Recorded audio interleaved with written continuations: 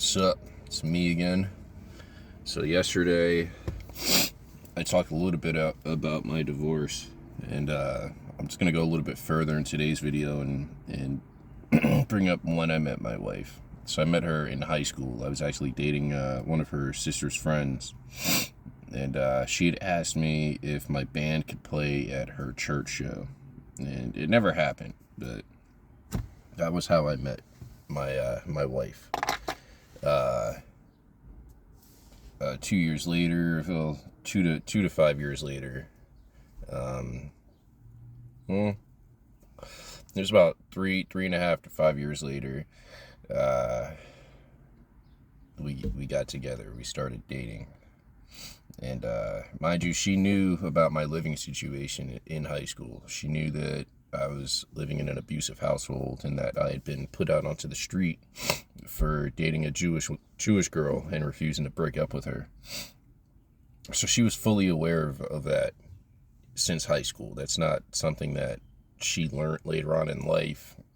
She was aware of my living because I wasn't quiet about it in high school. Like, people would ask me, how come you walk to school and your siblings take the bus? And like, I would have explained, well, before I was put out on the street, my dad would punish me. I wouldn't be allowed to leave the house, or I couldn't take the school bus.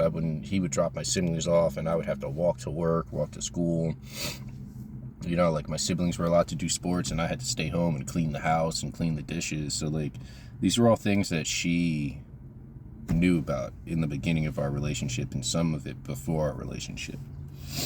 And she took advantage of that. She took advantage of my trauma and advantage of my upbringing, and then turned around and told people I was a violent person. And anybody's violent, you get them angry enough. But the funniest thing is, with me, I'm not really as violent as everybody claims I am. And it's funny because people meet me and they'll realize it takes a lot to get me to a level of wanting to be violent. You know, like, yeah, anybody gets angry, but wanting to actually physically assault someone, it takes a lot for me to get to that point. And there have been times where I've been fought. Someone tried to fight me and I was just like, nah, I'm not really beat. You know what I mean? Like, hey, I don't understand why you want to fight me, you know?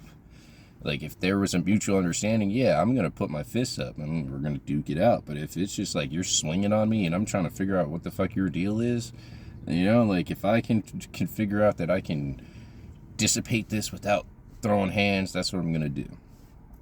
You know? But I grew up in a violent home. Like, my dad would wake up and decide that he was going to take his frustrations out on me. And it was just, I was his favorite target. So to me, violence isn't always necessary. So like, when people have gone around and spread that I beat the shit out of my wife or my kids, or that I'm just a violent person, yeah, that irks me. It hurts me to my core, because I know for a fact I'm not a violent person. I'm an angry person.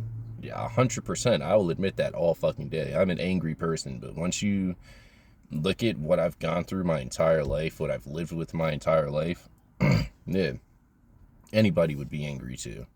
Anybody would be angry that the people that they put their love and faith and trust in, A, had it out for them since day one, and B, never really fucking cared about them. You know, like, that's a heavy cross to bear too. Like, once you realize that your wife of 10 years never really gave a fuck about you, like, you were simply just a paycheck to this woman. And like, I know a lot of men say that about their wives and ex-wives, but like, you don't destroy your husband's identity. You don't destroy your husband's credit. You don't do so much foul shit to someone that you had love for. You know? Putting me out on the streets and forcing me to live on the streets and remain on the streets, that's not love. That's control. That's power. That's abuse. Telling people that I abused you and our children, and then refusing to show any type of proof, and then expecting people to just accept, believe me, trust me, it happened. You know, like, that's the type of shit that gets people killed. And then later on, after that person's killed himself or someone's killed him, it comes out that, oh, I was just mad, I made it up. You know, and like, she took away from actual victims. She took justice away from actual victims and created trauma and more hurt for actual victims. You know, like, think about the children. If this is what she can do to me, her husband and father of her children, what is she doing to these children? You know? Well, I gotta get back to work. Today's strain is still a mixture of Doper and Kaleidoscope. I think I should be done with that Friday. But, you know, if you're homeless, I'm not going to judge you for having a vice. Like, there's no way to get through this being sober. There's no way living this. Especially with what's going on in the outside world, in America, and Europe, and Asia. Like, motherfuckers could die at any given moment. You know, like, I'm not going to judge you if you smoke crack or do heroin or anything. Especially when you're fucking homeless. Like, do you? It's hard. It's hard going to sleep. It's hard waking up. It's hard staying asleep. It's hard living and living with yourself in that mentality of like, damn, I really am fucking homeless. Like, you go to work, everybody at your job gets to clock out and go home, and you clock out and have to find a safe place to park so that nobody fucks with you, you know? And like, to this day, I still am a very kind person. Like, yes, I have some faults, I have some issues, but I'm still a very kind person. A lot of people still take advantage of that, and I've never understood how, as a homeless man, I'm more willing to give than people who have homes. It's kind of weird to me. I'm getting sidetracked though, so I'll be back. I'll be back with more videos soon.